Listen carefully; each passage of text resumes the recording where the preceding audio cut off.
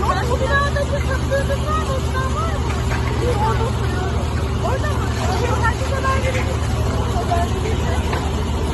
Bak, herkes var.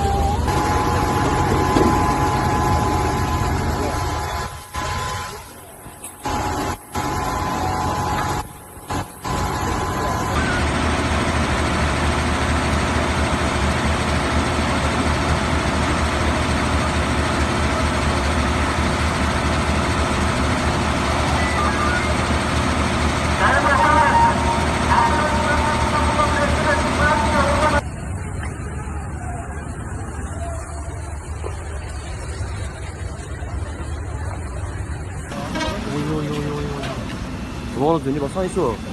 Babada geçiyor. Oğlum inşallah kimse insanlara, canlara bir şey olmamıştır ya. İnşallah ya. Hele bak ya. Ön tarafı daha kim isteye? Ön tarafı mı? Hadi binaların boşalması lazım ya.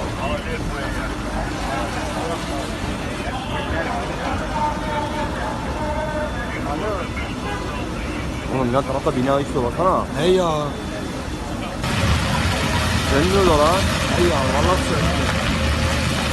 Bu hala yanıyor taraf.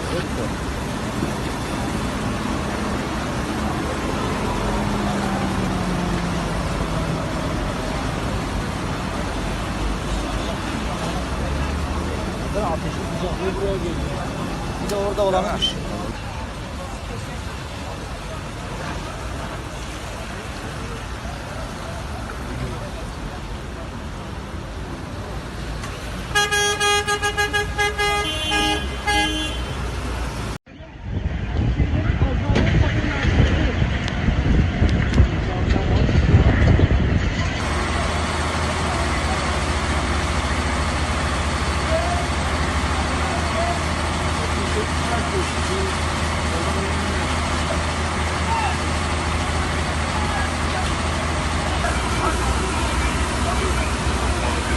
Hadi beyler hadi.